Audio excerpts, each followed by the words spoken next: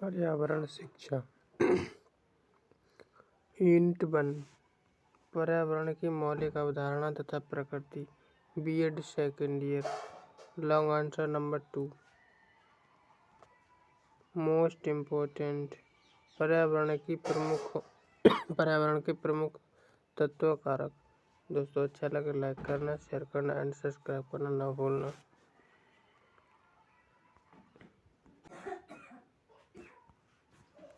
प्रश्न नंबर 2, पर्यावरण के प्रमुख तत्व कौन कौन से हैं, विवेचना कीजिए। अथवा हम देखते हैं पर्यावरण के विभिन्न तत्वों अथवा कारकों का वर्णन कीजिए। अथवा हम देखते हैं पर्यावरण को परिभाषित करने वाले प्रमुख कारकों का विस्तार पूर्वक वर्णन कीजिए। पर्यावरण के प्रमुख तत्व या कारक, आगे देखते हैं इसमें। पर्यावरण अनेक भौतिक, रासायनिक एवं जैविक तत्वों का समुच्चय होता है जो हमें चारों ओर से घेरे हुए है तथा प्रभावित करते रहते हैं और स्वयं भी अंतर संबंधों के कारण प्रभावित होते रहते हैं। मूल रूप में 5 तत्व पृथ्वी, जल, वायु, अग्नि तथा आकाश माने जाते हैं, जिन्हें पंचभूत अथवा पंचतत्व कहा जाता है। समस्त जीवों एवं पादपों की उत्पत्ति इन्हीं तत्वों से पंच तत्वों से मानी जाती है।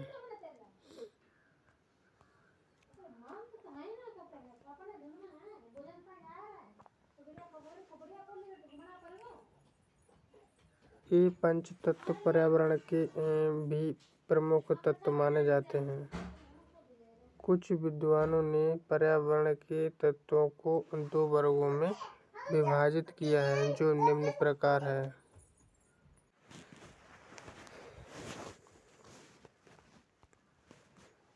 प्रत्यक्ष कारक जैसे मृदा, आर्द्रता, तापमान, भूमि गत जल, पृथ्वी की पोषकता आदि। प्रत्यक्ष कारक। अप्रत्यक्ष कारक जैसे भूमि की संरचना, जीवाणु, ऊंचाई, जल, ढाल आदि। वन संपदा व्यक्ता। ऑस्टिन ने पर्यावरण के निम्नलिखित कारक वर्णित किए हैं। पहला है इसमें पदार्थ यानी अर्थात मुद्रा तथा जल। दशाएं तापमान तथा प्रकाश। जीव यानी वनस्पति एवं जीव जंतु। चौथा हम देखते बल यानी वायु एवं गुरुत्वाकर्षण। 5 हम देखते हैं समय। आगे देखते हैं इसमें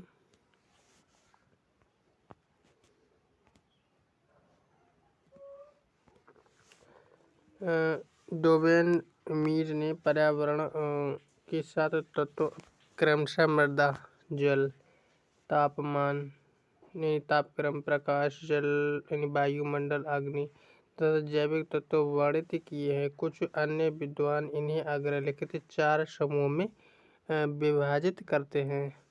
आगे देखते हैं इसमें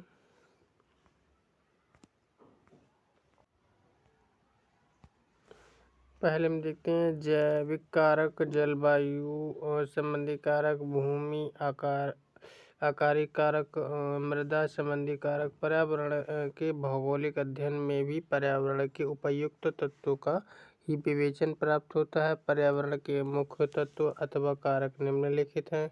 स्थिति, उच्चावचन, जलवायु, तापमान, उच्चावचन, वायु, आर्द्रता। आगे देखते हैं इसमें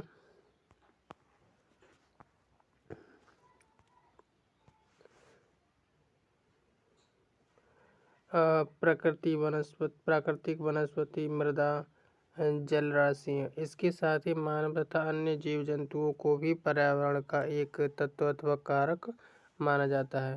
पहले स्थिति में देखते हैं, पहले पॉइंट में इस स्थिति क्षेत्र विशेष की पर्यावरण की घोतक है तथा इसे ज्यामितीय और निकटवर्ती क्षेत्रों के संदर्भ में प्रकट करते हैं। ज्यामितीय स्थिति से अक्षांश तथा देशांतर के संदर्भ में स्थिति द्वारा समस्त संसार में स्थान विशेष का ज्ञान हो जाता है। इसमें भी सूर्य की गति के साथ समन्वय होने से अक्षांश के संदर्भ में स्थिति महत्वपूर्ण होती है तथा वे जलवायु के द्योतक होते हैं। इसी प्रकार अक्षांशीय स्थिति ऐसे विषुवत रेखीय और ध्रुवीय जलवायु स्पष्ट हो जाती है। जैसी जलवायु होती है, प्राकृतिक वनस्पति, जीव जंतु तथा मानव व्यवसाय भी वैसे ही होते हैं। इस प्रकार अक्षांशीय स्थिति पर्यावरण के एक संकेतक तत्व के रूप में कार्य करती है। स्थिति के दूसरे आयाम निकटवर्ती क्षेत्र के संदर्भ में स्थिति अर्थात वह पूर्णतः स्थल आवृत या महाद्वीप है अथवा चारों ओर से समुद्र के आवृत द्वीपीय है या उसकी तीन सीमाएं, दो सीमाएं अथवा एक सीमा सागरीय है।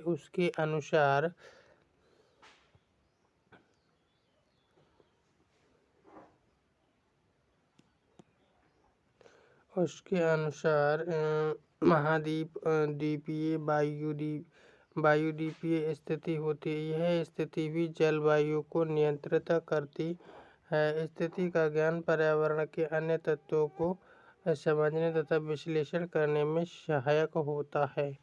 आगे देखते हैं इसमें।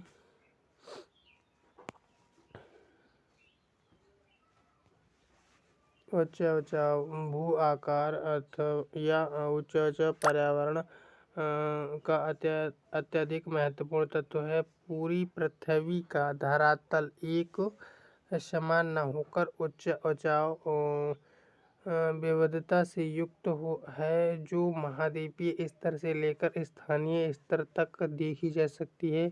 सामान्यतया उच्च उचाव के तीन स्वरूप हैं: पर्वत, पठार, मैदान। इनमें भी विस्तार, ऊंचाई, संरचना आदि भी क्षेत्रीय विविधताएं होती हैं तथा भू अपरदन एवं अपक्षय क्रियाओं से अनेक भूरूपों या स्थलाकृतियों का जन्म होता है, जैसे मरुस्थल, चूना प्रदेश, हिमानी, मैदानी डेल्टाई प्रदेश आदि। ये सभी तथ्य समस्त जीवमंडल महाद्वीपों के पर्यावरण को ही नहीं अपितु प्रादेशिक तथा स्थानीय पर्यावरण को भी निर्धारित करने में महत्वपूर्ण भूमिका निभाते हैं। उच्च उचाव का प्रभाव पर्यावरण के अन्य कारकों जैसे जलवायु, प्राकृतिक वनस्पति, मृदा पर प्रत्यक्ष दिखाई देता है, जो सामूहिक रूप से मानव के सांस्कृतिक और आर्थिक स्वरूप को निर्धारित करते हैं। उच्च उचाव में भी क्षेत्रों का पर्यावरण पर अत्यधिक प्रभाव पड़ता है। ऊंचाई में वृद्धि होने से तापमान में कमी होती जाती है।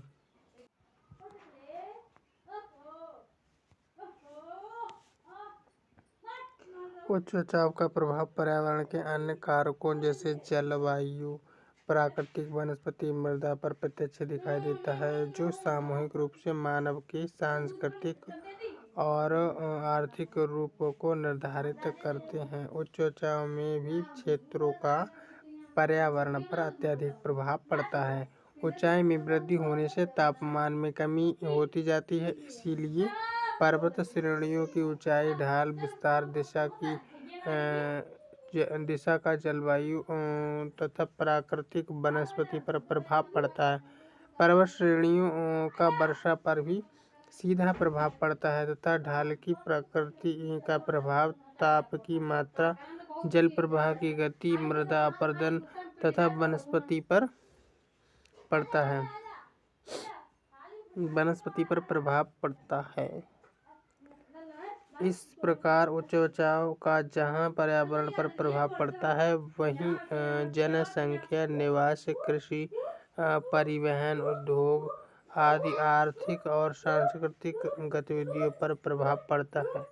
पर्यावरणीय क्षेत्र तो आज भी वनों के संरक्षक हैं एवं प्राकृतिक पर्यावरण को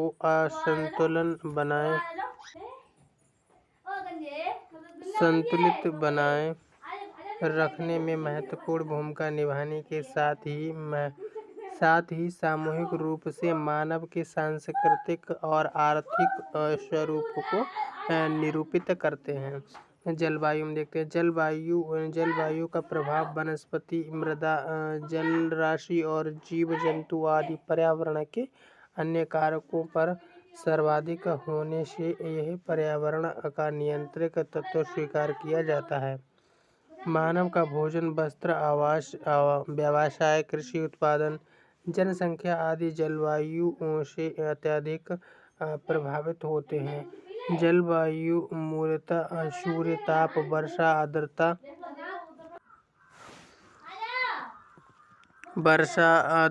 तथा वायु का सम्मिलित रूप है जो संसार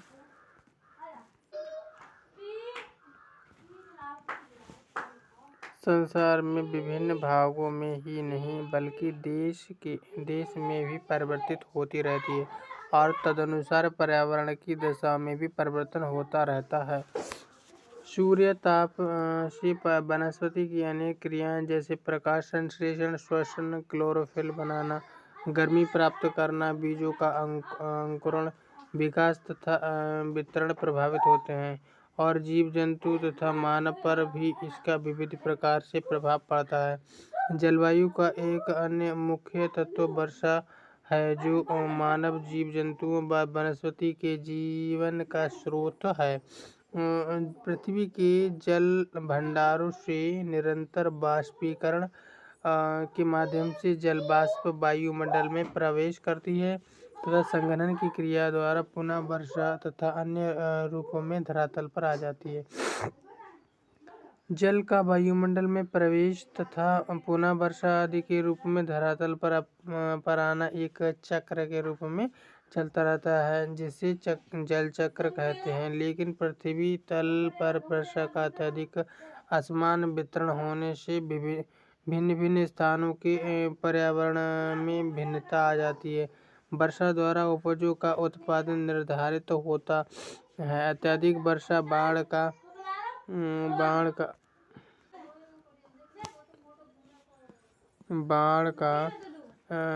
कारण बनती है तथा वर्षा के अभाव से सूखा व अकाल की स्थितियां उत्पन्न हो जाती हैं और वर्षा, कोहरा, धुंध, हिम आदि रूपों में प्रकट होती है।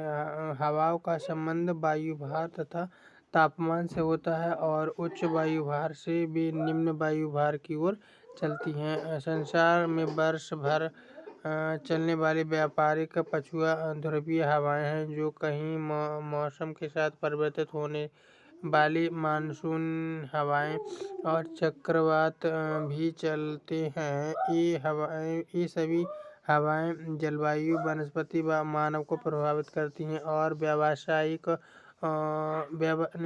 विश्वव्यापी पर्यावरण की दशाओं को नियंत्रित करती हैं। वहीं प्रादेशिक तथा स्थानीय जलवायु की दशा क्षेत्रीय पर्यावरण की नियंत्रक भी होती हैं।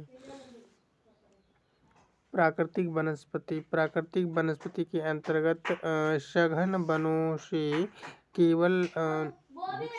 से लेकर कटीली झाड़ियों, घास तथा छोटे पौधों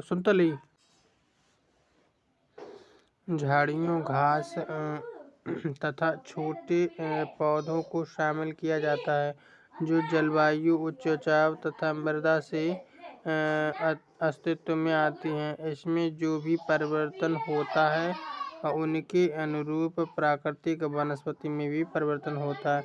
वनस्पति को जलवायु का नियंत्रक माना जाता है। यह तापमान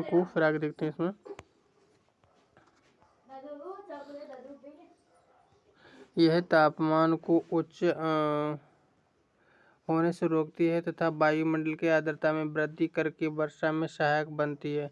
वनस्पति वायुमंडल में विभिन्न गैसों की मात्रा में संतुलन रखती है तथा उनसे निकलने वाली ऑक्सीजन से पर्यावरण को दूषित होने से बचाती है। वायुमंडल और वायु प्रदूषण को रोकने में वनस्पति महत्वपूर्ण भूमिका निभाती है। प्राकृतिक वनस्पति मृदा की संरक्षक होती है तथा अपरदन और कटाव को रोकती है तथा इससे मृदा को उर्वरता के लिए आवश्यक जीवांश भी मिलते हैं। इसमें कोई संदेह नहीं कि प्राकृतिक वनस्पति वन पर्यावरण को स्वच्छता प्रदान करती है। पाँचवीं मृदा पाँचवें में देखते हैं, धरातल की ऊपरी परत का सामान्य नाम मृदा है, जिसका निर्माण चट्टानों से निरंतर अपक्षय तथा अपरदन और कार्बनिक पदार्थों के मिश्रण से होता है। यह उपजों तथा वनस्पतियों को पोषकता प्रदान करती है और कृषि का मुख्य आधार है। सामान्य रूप से रेतीली मिट्टी, चिकनी मृदा, दोमट्टी यानी बालू मिली हुई मिट्टी मृदा होती है। क्षारीय एवं अम्लीय मृदा सामान्य पौधों की वृद्धि में बाधक होती है। पर्यावरण के तत्व के रूप में मृदा वनस्पति को जीवन प्रदान करने वाली तथा कृषि उपजों के उत्पादन में सहायक और श्रम संग्रह कर वाष्पीकरण की प्रक्रिया में सहयोग प्रदान करती है।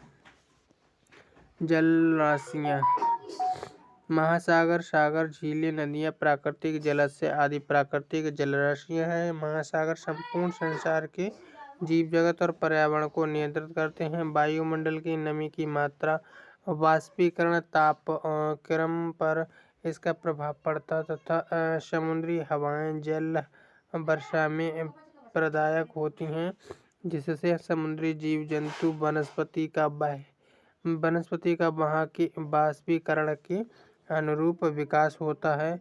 नदियाँ जल प्रदायक होती हैं एवं मैदानी भागों को उपजाऊ बनाती हैं।